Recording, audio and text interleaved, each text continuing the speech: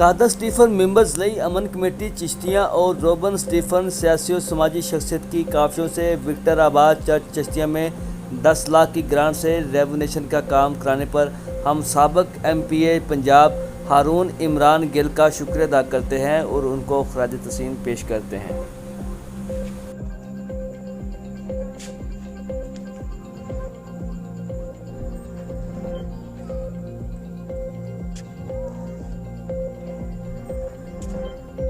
मेरा नाम